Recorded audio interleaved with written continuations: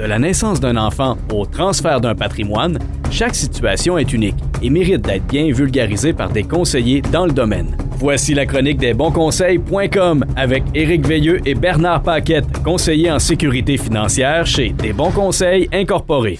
Comme à tous les lundis, on a le plaisir de recevoir l'équipe des Bons Conseils. Avec nous, on a Bernard. Ça faisait un petit bout qu'il n'était pas venu. C'était Éric les dernières fois. Salut Bernard! Allô, bon matin. On est content de te recevoir en studio.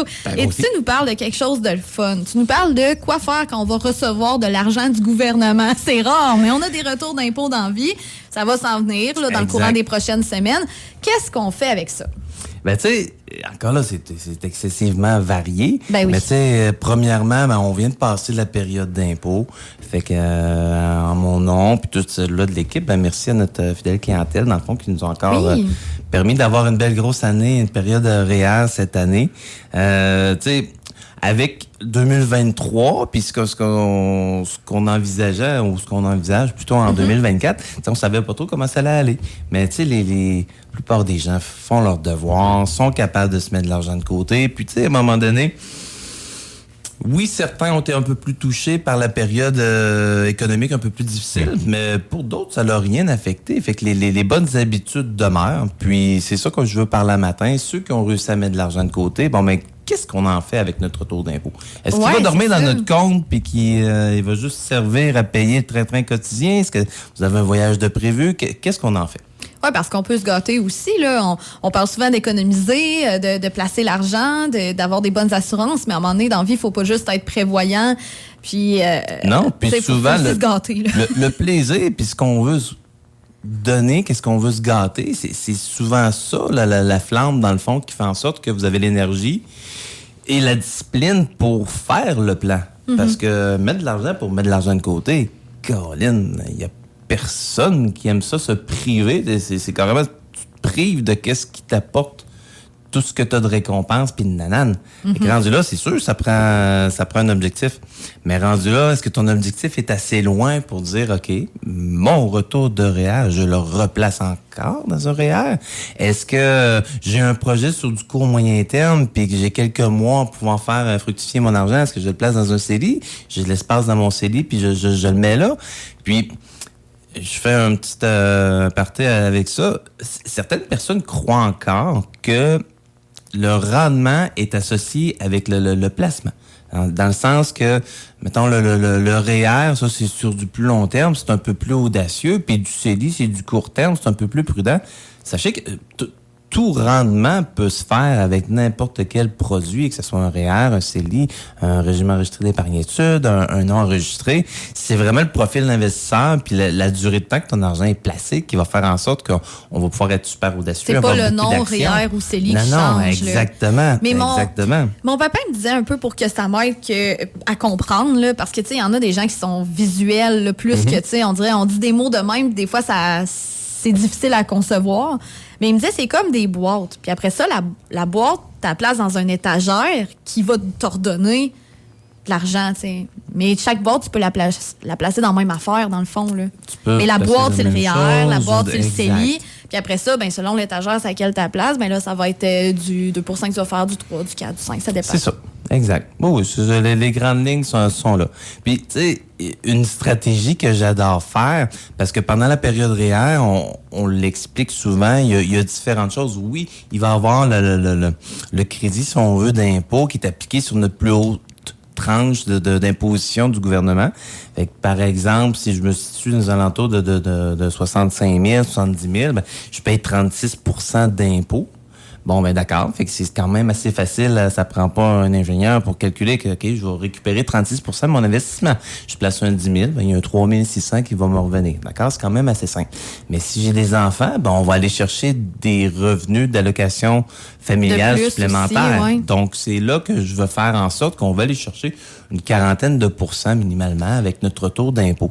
Mais si, justement, je suis dans la gang qui ont des enfants puis qui sont allés chercher des allocations familiales de plus, dépendamment de l'âge de nos enfants, je le mets, mettons, d'une manière optimale. Si j'en ai un qui est présentement en secondaire 5, là, on s'entend que cet automne, il va être éligible à faire des sorties de son investissement dans le régime enregistré d'épargne-études.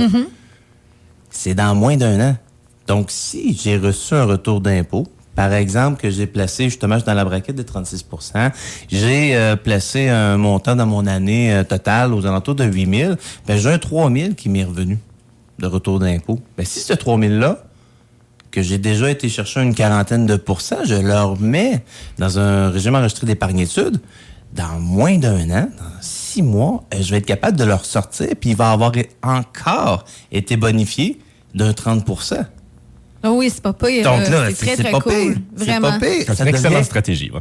Un certificat placement garanti, c'est un peu ce principe-là, parce que c'est de l'argent qui est garanti par une subvention du gouvernement que je vais aller rechercher dans l'année même. Donc, tu sais, tu peux pas passer à côté de ça. Puis j'ai même un couple de clients, dans le fond, que là, ouais, ben là, cet argent-là, on a besoin. On part en voyage, puis tu sais, on a besoin pour la famille. Puis il était justement dans cette situation-là, qu'il y en a un qui était déjà éligible à l'automne de faire les sorties de fonds. Mais leur voyage, ils le font fête.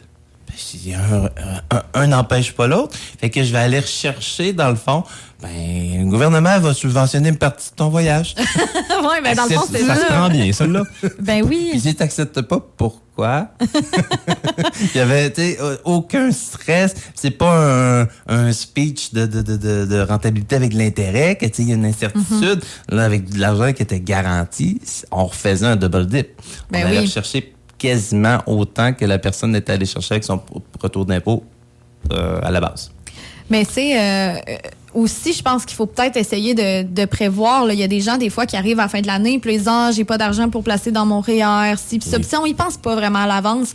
Tandis que là, si on a un retour d'impôt comme ça, ben de se dire, OK, je vais tout de suite placer pour l'année prochaine parce que j'ai pas vraiment besoin de l'argent tout de suite. Puis je sais que quand j'arrive à la fin de l'année, fin de l'année fiscale, on dirait que j'en ai jamais à placer dans mon REER. Oui, puis la fameuse cotisation hebdomadaire ou mensuelle ou aux 2 semaines, peu importe. Ah, ça paraît presque pas ça, c'est le à cause fun. que c'est quand même assez simple. C'est à partir de 25 $ que tu peux faire un pack. Donc 25 par semaine, 25 aux 2 semaines, 25 par mois.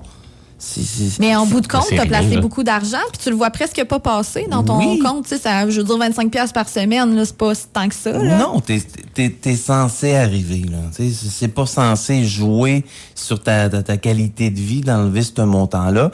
Puis quelqu'un qui est un peu plus nerveux, dans le fond, parce qu'il l'a jamais fait, puis c'est normal, puis c'est correct, ben, on peut commencer de le placer uniquement dans un CELI. Le CELI, dans le fond, qui va nous permettre d'aller le rechercher. Si jamais j'en ai trop mis, ben, je peux décider d'aller le ressortir. Si je l'ai tout de suite fait, ma cotisation hebdomadaire, dans un RIR, ben, pour certains, c'est une bonne affaire, parce que s'ils sont tendance, justement, tout le temps à les repiger dans le bas de laine, ben, puis une fois qu'il est placé dans le RIR, c'est un peu plus contraignant si on va le rechercher. Donc, en général, c'est plus pour du long terme. Mais quelqu'un qui est un peu nerveux, sait pas trop s'il y a les moyens de commencer à en mettre de côté de façon périodique, ben, le CELI, il est génial pour ça. Tu peux te permettre même d'être un peu plus audacieux, d'en mettre plus. Puis dans le pire des cas, si on en a trop mis, on va le rechercher. S'il y a un imprévu qui t'arrive dans l'année, que, regarde, ce montant-là, à la base, tu voulais t'essayer, toi, de placer 100 $ par semaine dans un compte, fait que d'aller chercher au-dessus de 5 000 dans ton investissement pour ta prise de REER 2025, qui peut être sur tes revenus 2024, ben, si entre-temps, il arrive une bad luck, tu as besoin d'aller chercher 1 000, tu as le droit. Tu peux le faire. Donc, c'est une manière très, très, très sécuritaire et optimale, parce que justement, tu t'assures d'avoir les sommes à la fin de l'année, au lieu de dire, bon, ben, OK, d'ici la fin de l'année, je devrais m'avoir mis un montant de côté. On le sait, là, la vie n'est pas une ligne droite, donc... Le devrait en finance marche pas mal plus rarement que le je fais ça. Exactement. Mais comme tu nous as dit, il y a tellement d'options possibles. C'est surtout que, tu sais, ça dépend si on a des enfants, si on est un couple, si on est seul, si on vit dans un appartement, une maison. Tu sais, on a différentes obligations financières selon les étapes dans la vie où on est rendu. Puis ça va influencer aussi notre retour d'impôt, puis les choses auxquelles on va avoir droit, puis comment on investit.